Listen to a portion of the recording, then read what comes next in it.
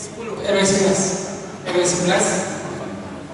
Tampan, Kelurahan 5. Ini mereka mengadakan kegiatan di Posyandu.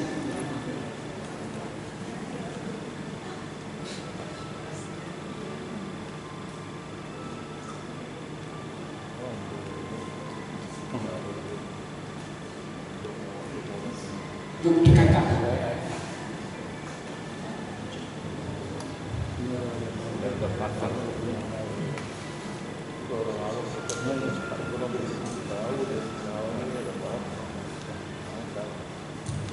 Bajunya oranye ya, itu warna seragam mereka. Baju kaos, baju kotak-kotak oranye.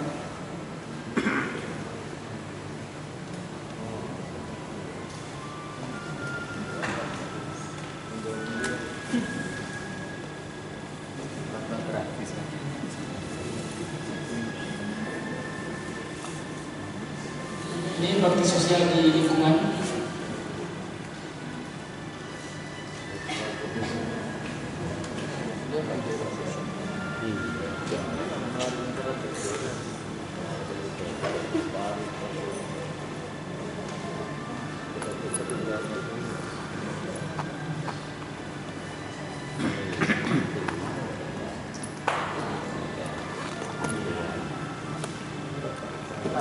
Ya, silakan Pak.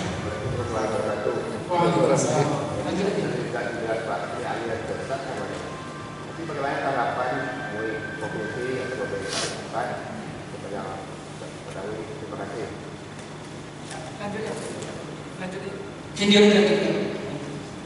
Sambil kita menerima pertanyaan. Terima kasih Pak atas pertanyaannya.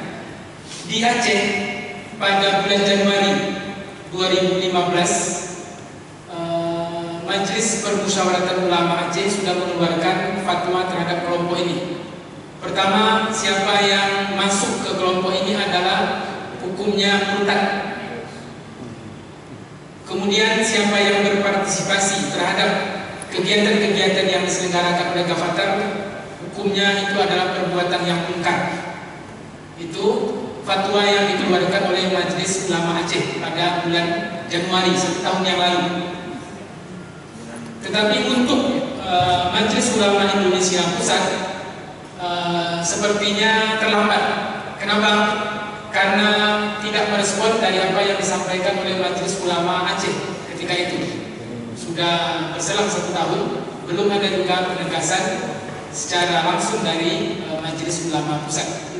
Hukumnya, Bapak Ibu sekalian, murtad siapa saja yang bergabung dengan Gafatar. Kenapa murtad? Karena meyakini adanya Nabi baru sesudah Nabi Muhammad SAW. Keyakinan tersebut lebih dipertegas lagi dengan angka-angka tertentu, yaitu pada tahun 2024 akan berakhir risalah Islam yang dibawa oleh Nabi Muhammad dan akan muncul seorang juru selamat baru yang bernama Ahmad Mossadegh dengan ajaran yang bernama Millah Abraham. Di situ letak kemurtadannya. Maka ketika mereka sudah meyakini adanya juru selamat baru, sang Mesias tersebut atau Imam Mahdi, sholat menjadi tidak wajib bagi kelompok ini. Sholat menjadi tidak wajib. Kalaupun mereka sholat, itu hanya dilaksanakan pada tengah malam. Kenapa? Karena sekarang masih periode Mekah. Ya ayyuhal muzammil qum bil-laila illa qalil. Mereka memahami ayat ini sebagai pelaksanaan ibadah itu hanya malam saja, karena masih berada pada masa-masa tertindas di zaman periode Mekah menurut mereka pada hari ini.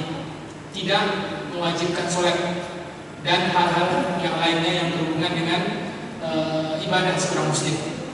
Jadi hukumnya Pak, yang murtad, orang yang ikut ataupun bergabung dengan Gafatar. Cuma untuk fatwa dari Majelis Ulama sepertinya belum keluar. Termasuk yang di tempat kita juga belum ada informasi yang kami dapati tentang fatwa terhadap gerakan Fajar Nusantara ini. Tetapi yang dari Aceh sebenarnya sudah mewakili vonis fatwa tersebut untuk bisa dipakai di seluruh Indonesia. Kenapa? Karena gerakan ini sistemnya pakai sistem komando, sama, seragam. Apa yang datang dari pusat itu pun yang akan dikerjakan oleh Gavatar yang ada di seluruh Indonesia. Ajarannya sama, metodenya sama, kitabnya pun sama. Seperti ini, Teologi Abraham yang kami sebutkan, atau ini buku profil mereka, ataupun ini yang ditulis oleh Ahmad Musyadik. Semuanya mereka yakini sebagai semacam sabda bagi seorang nabi, seperti kita memahami hadis Nabi Shallallahu Alaihi Wasallam. Demikian, Pak. Ya. Kegiatannya maknanya kegiatan sosial atau kegiatan ibadahnya bagaimana Ustaz? Ada yang pertama, yang kedua, tadi kan banyak yang terlibat seperti di kecamatan, mana-mana. Apakah mereka mengetahui yang berbuat itu siapa gitu? Ya. Betul, mereka berkamuflase dengan kegiatan-kegiatan sosial dalam rangka apa? Untuk menutup misi mereka yang sesungguhnya. Sebab ketika dahulu mereka menamakan diri dengan Al-Qiyadah Al-Islamiyah ataupun sesudahnya bernama Komunitas Mila Abraham, ini sangat spesifik bahasanya, bahasa agama. Al-Qiyadah Al-Islamiyah, kepemimpinan Islam. Kemudian Komunitas Mila Abraham, kelompoknya yang meyakini ajaran Nabi Ibrahim, ini bahasanya sangat agamis. Ada kalimat berbau Arab begitu. Maka untuk bisa mereka tampil kembali sesudah difatwa sesat ketika bernama Al-Qiyadah, kemudian Komunitas Mila Abraham juga difatwa sesat dan murtad oleh Majelis Ulama Aceh, maka mereka memakai nama yang cukup nasionalis. Maka tadi kami menyebutkan ada kata-kata Pancasila ketika mereka membacakan janjinya. Ini strategi mereka untuk bisa diterima di tengah-tengah masyarakat. Ketika mereka memakai nama yang nasionalis tersebut, maka kegiatannya pun harus menyesuaikan. Apa itu kegiatan-kegiatan sosial, kegiatan-kegiatan gotong royong, kegiatan-kegiatan yang membangkitkan semangat anak muda. Maka orang yang terlibat, yang menjadi mitra Gavatar dalam melaksanakan kegiatannya, bisa jadi tidak mengetahui tentang apa itu Gavatar. Bisa jadi tidak mengetahui sebelumnya. Termasuk Wakil Ketua KPK tadi, Pak Bibit Samadyanto, kabarnya tahun 2014 yang lalu beliau sudah mengundurkan diri sebagai Ketua Dewan Pembina. Dia sudah mundur. Jadi cuma setahun beliau menjabat sebagai Ketua Dewan Pembina Pusat Gavatar. Kenapa beliau mundur? Kami dapat informasinya setelah Pak Bibit Samadyanto ini diajak untuk bertemu dengan sang juru selamat Ahmad Musyadik. Terjadi dialog, kemudian ada beberapa hal yang menyimpang yang disampaikan oleh Ahmad Musyadik tersebut. Akhirnya Wakil Ketua KPK tersebut mengundurkan diri sebagai Ketua Dewan Pembina Gavatar. Itu mereka yang sadar.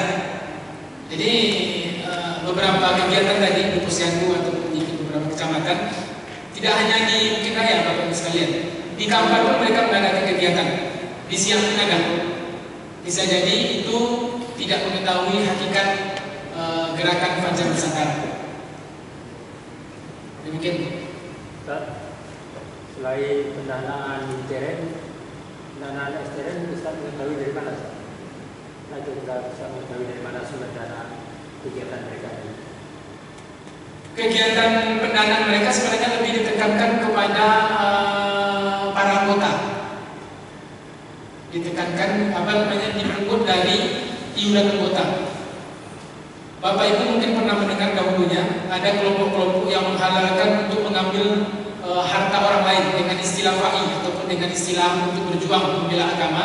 Akhirnya seorang bendahara itu mengkorupsi uang di kantornya untuk membayar setoran-setoran, mengejar setoran untuk membayar jumlah infak dan sedekah yang harus mereka setorkan setiap bulannya. Kelompok ini pun seperti itu. Kenapa? Karena ada tadi yang terlupa kami sebutkan, bahwasanya gerakan Fajar Nusantara ini, Gavatar, kemudian Komunitas Mila Abraham ataupun Al-Qiyadah Islamiyah sebelumnya bernama Negara Islam Indonesia Komandemen Wilayah 9 yang berpusat di Pondok Pesantren Al Zaitun, Indramayu, Jawa Barat. Jadi awalnya sebelum mereka bernama Al-Qiyadah Islamiyah sampai ke Qatar, ini adalah pecahan dari Gerakan Negara Islam Indonesia Komandemen Wilayah 9, NII KW 9 yang berpusat di Pesantren Al Zaitun. Jadi mereka itu mengharuskan kepada anggotanya untuk membayar infak sedekah dengan target-target yang cukup besar, termasuk di kelompok ini. Jadi pendanaan mereka bisa dikatakan hampir di atas 80% itu mandiri. Mereka tidak menggantungkan kepada pihak lain. Tetapi juga tidak menutup kemungkinan ada sponsor-sponsor yang ikut berpartisipasi untuk menyukseskan gerakan merusak ajaran Islam yang mereka kembangkan tersebut.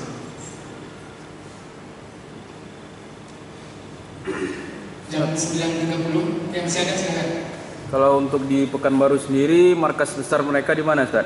Dan juga tadi dilihat di TV One, ya mereka udah membentuk suatu komunitas, jadi orang-orang yang terrekrut udah diungsikan di sana itu. Kalau seandainya di Riau sendiri, apakah udah ada yang seperti itu? Ya, mereka di Riau itu mempunyai perwakilan ataupun kantor sekretariat mereka itu dahulunya di Jalan Arifin Ahmad. Di Jalan Arifin Ahmad di seberang Jalan Paus Ujung ada ruko, tapi sekarang ruko tersebut sudah tutup. Jalan Paus Ujung, tembus Arifin Ahmad, di seberangnya itu ada ruko, ada bengkel, di samping kantor Partai Bulan Bintang. Pan masih ke atas lagi Pak, dia arah ke Sudirman. Sedikit saja dari seberang ujung Jalan Paus itu ada ruko, di seberangnya kantor Partai Bulan Bintang. Itu kantor mereka untuk Dewan Pimpinan Daerah Riau. Tapi sekarang sepertinya sudah tutup. Yang kedua, tentang daerah hijrah mereka yang mereka tadi istilahkan sebagai tempat hijrah, Riau ini belum menjadi target. Kenapa? Karena bisa jadi basis mereka tidak begitu banyak di sini. Basis mereka itu untuk Sumatera yang terbesar itu di Aceh. Daerah basis mereka itu di Aceh. Makanya pemerintah Aceh, baik gubernur ataupun majelis ulamanya sejak awal dari Al-Qiyadah Islamiyah, kemudian komunitas Mila Abraham, dan yang terakhir Gerakan Fajar Nusantara ini selalu mengeluarkan fatwa. Bahkan sebelumnya itu ada peraturan gubernur yang melarang ataupun membekukan kegiatan komunitas Mila Abraham dan Gerakan Fajar Nusantara. Itu melalui peraturan gubernur, dikuatkan lagi oleh fatwa majelis ulama. Kenapa? Karena di Aceh adalah basis kekuatan mereka untuk Pulau Sumatera. Demikian.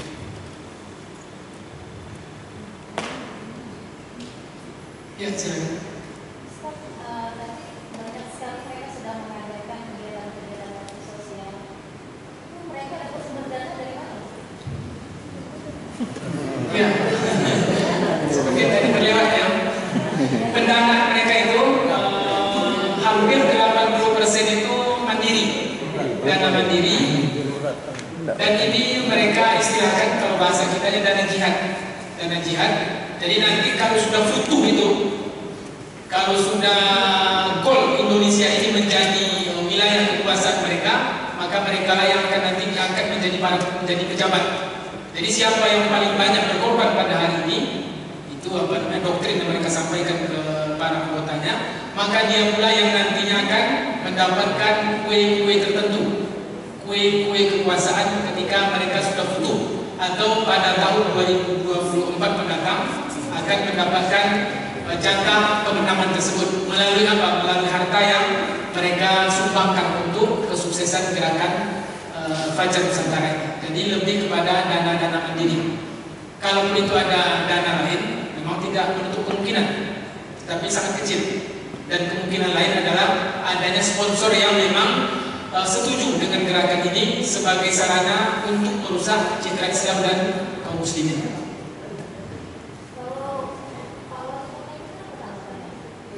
Gimana?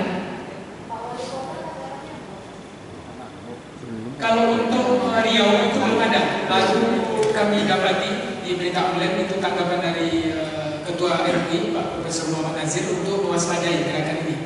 Baru sampai di situ yang kami dapati. Jangan-jangan malam ini ada utusan yang masuk ke sini. Ya, kalau mendatang nggak masalah. Kita juga mempunyai data-data primer. Yang saya sampaikan ini semua data primer, bukan data-data sekunder. Apapun yang akan mereka lakukan ketika kita menyampaikan ini, kita pun sudah siap dengan data-data primer, data-data yang memang menjadi bahan ajar ataupun kurikulum gerakan yang mereka doktrinkan ke para anggotanya. Ustaz, dulu kan ada tulisan yang saya lihat bahwa itu Sidang Nusantara Ustaz. Satria Nusantara. Apa ada hubungannya? Nggak ada. Tidak ada Ustaz. Tidak semua yang pakai Nusantara itu berbeda dengan Gavatar. Tidak pasti. Tidak harus. Tidak. Dulu kan kita ada Nusantara di kapal Bandung. Ya, yang lain pun banyak pakai istilah Nusantara, tapi tidak tidak harus seperti itu. Ustaz, Pesantren Al-Zaitun itu masih aktif dengan ini, Ustaz? Ya. Karena kemarin Al-Zaitun itu katanya sudah clear. Clearnya itu apa gitu, Pak? Satu aja, Pak. Ya. Al-Zaitun itu juga mempunyai imam tersendiri, namanya Abu Toto, Panji Gumilang, Abdul Salam. Jadi ada terjadi rebutan kekuasaan ketika itu antara Abdul Salam yang satu dengan Abdul Salam yang dua. Ini namanya sama-sama Abdul Salam. Abdul Salam Abu Toto Panji Gumilang dengan Abdul Salam Ahmad Musaddiq. Jadi ada semacam rebutan kekuasaan sehingga Ahmad Musaddiq yang memang ketika berada di gerakan Negara Islam Indonesia Komando Wilayah 9 yang berpusat di Al-Zaitun tersebut termasuk seorang ideolog di Ahmad Musaddiq yang sekarang di Gavatar ini yang menjadi juru selamat Gavatar, termasuk seorang ideolog yang bisa menghipnotis banyak orang. Jadi dia mempunyai banyak pengikut. Ketika terjadi gesekan dengan pusatnya yang di Al-Zaitun, maka Ahmad Musaddiq tidak merasa sendirian. Kenapa? Dia mempunyai gerbong yang bisa juga digerakkan. Maka muncullah Al-Qiyadah Al-Islamiyah pada tahun 2006. Jadi itu sekarang terpisah dengan gerakan Fajar Nusantara. Apakah dengan terpisahnya gerakan Al-Zaitun sudah clear dari NI KW9? Belum. Sebab apa? Banyak kepentingan yang ada di Al-Zaitun tersebut. Kepentingan politik sesaat. Di antaranya apa? Pada beberapa tahun yang lalu, waktu pemilihan presiden itu satu komplek Al-Zaitun tersebut suaranya diserahkan ke salah seorang calon presiden. Jadi ada deal tertentu dengan orang-orang yang akan menjadi pemimpin di negeri ini untuk mendapatkan suara. Dan mereka bisa mengkondisikan puluhan ribu suara itu bisa dikondisikan ke salah seorang calon. Jadi belum clear, Pak. Kalau dengan anak-anak sekolah itu ada pengaruhnya nggak Ustaz? Misalkan program pelajarannya gitu, kan itu apa? Iya, betul. Bagaimana itu pengaruhnya ke anak-anak itu? Bagi mereka yang sadar dengan gerakan terselubung di Al-Zaitun tersebut, itu akan menarik anaknya, termasuk dengan beberapa daerah yang dahulu kabarnya di Bengkalis juga sempat akan dibuat pesantren Al-Zaitun cabang Riau. Akhirnya kan gagal ketika menyadari tidak bisa dipisahkan antara gerakan Negara Islam Indonesia dengan pesantren Al-Zaitun.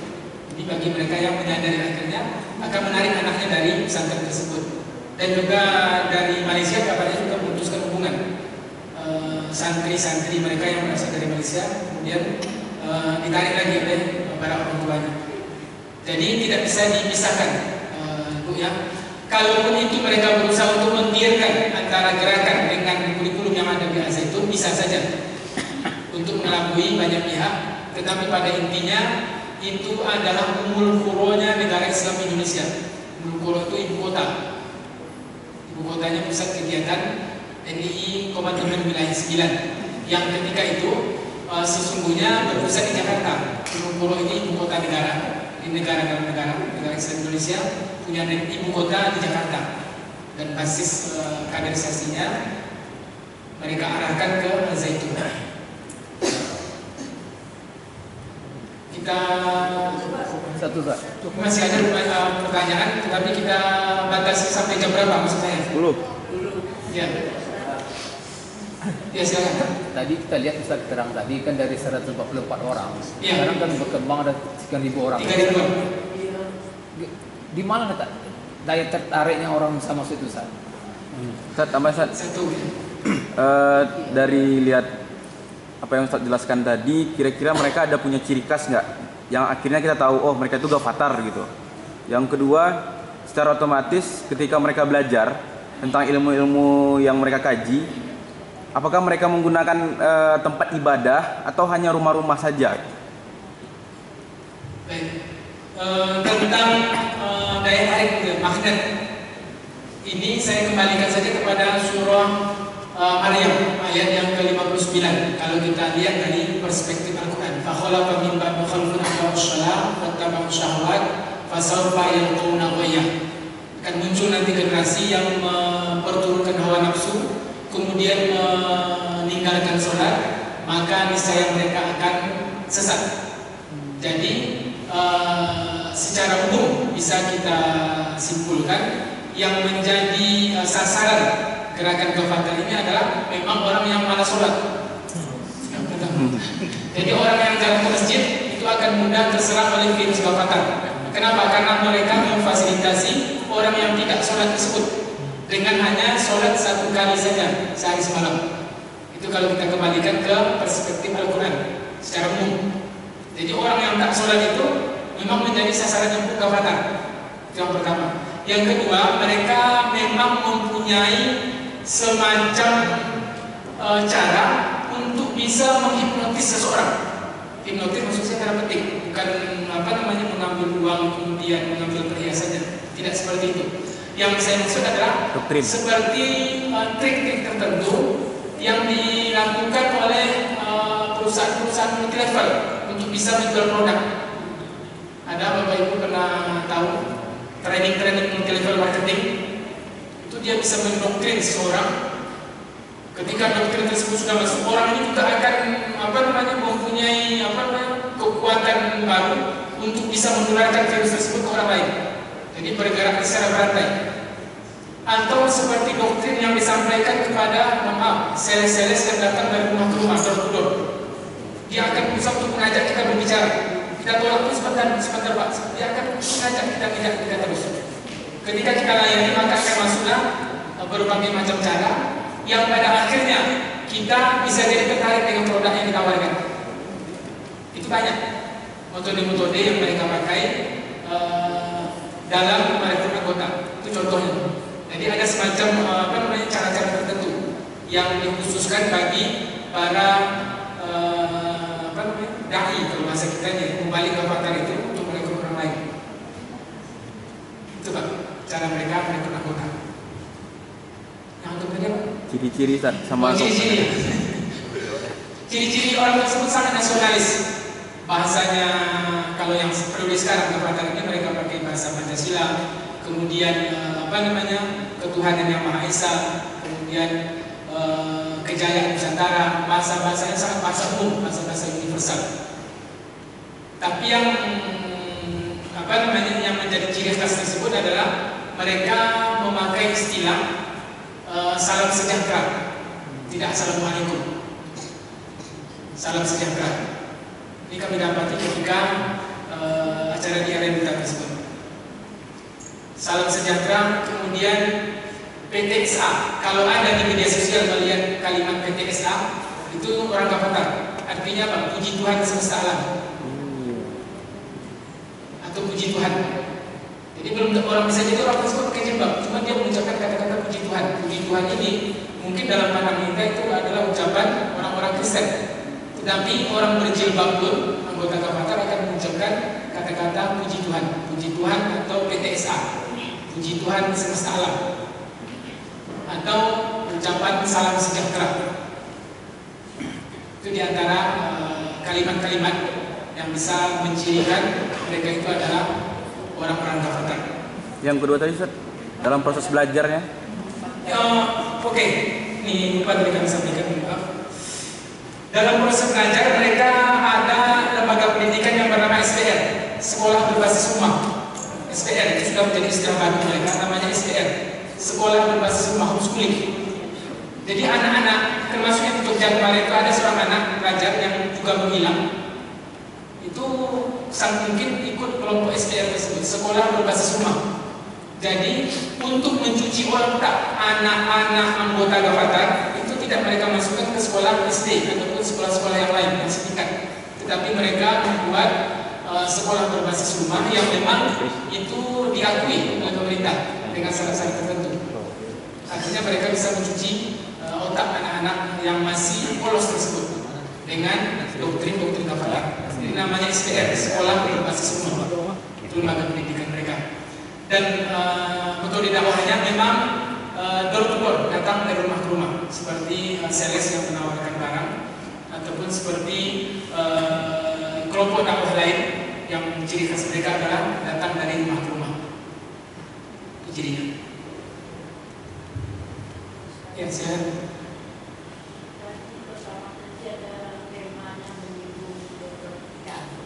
Ya. Oh iya. Jadi Dr. Nika itu hilang pada tanggal 30 Desember yang lalu. Beredar di media sosial pada awalnya.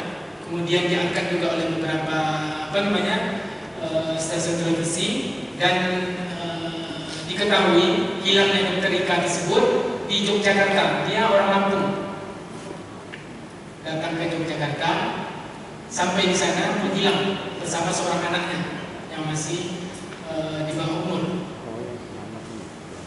Itu yang pertama, hilang di Yogyakarta.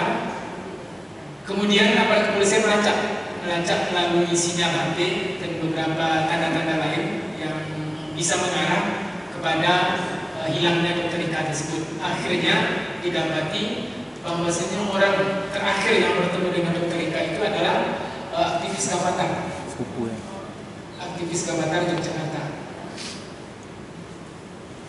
Nah, info tersebut akhirnya mengarah ke Pulau Kalimantan.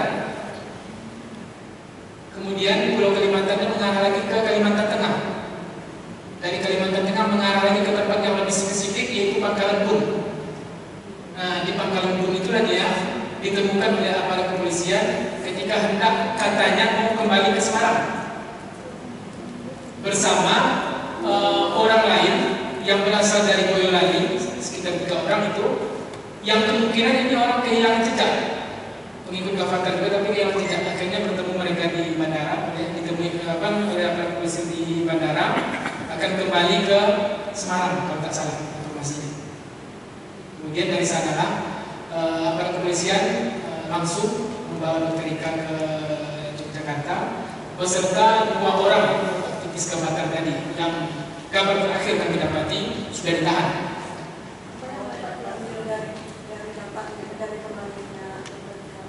Gimana? Apa yang dapat umpahan atau hasil yang sekarang terdengar? Ya, Dr. Ika ini sebelum nikah itu adalah aktivis Gavatar. Jadi sebelum nikah, Dr. Ika ini adalah aktivis Gavatar di daerahnya. Ketika nikah, kegiatan Gavatarnya terhenti beberapa saat sampai dia punya anak. Rupanya ketika dia berkunjung ke Jogja akhir tahun yang lalu itu bertemu bisa jadi dengan kawan-kawan lamanya dan diajak dia untuk ke suatu tempat di Kalimantan.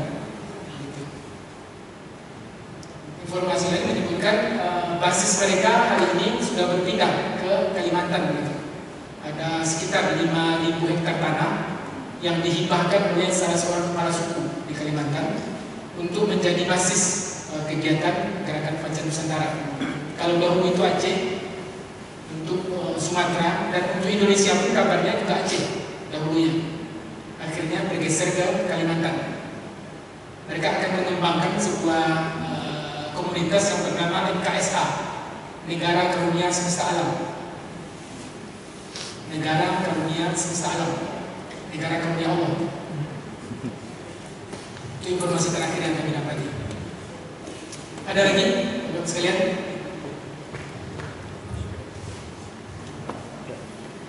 Cukup? Ada maunya satu. Ya, Ada sama dengan Islam Nusantara itu sampai tadi situ ya. gimana? Islam Nusantara. Oh iya, ini masih sama dengan yang tadi. Satria Nusantara, kemudian jaringan Islam Nusantara, ini tidak sama, beda. Namanya memang pakai istilah Nusantara, tetapi hakikat kegiatannya itu tak serupa. Jaringan Islam Nusantara itu semacam jaringan pemikiran, ya. Pemikiran dari kalangan intelektual tertentu yang sifatnya lebih ke arah liberal dalam memahami Islam, bebas dalam memahami Islam. Yang disampaikan Ibu tadi, Satria Nusantara itu ke olahraga pencak silat, tidak ada hubungannya, Pak. Walaupun mereka memakai istilah yang sama, kata-katanya itu Fajar Nusantara, kata-kata Nusantara tidak sama.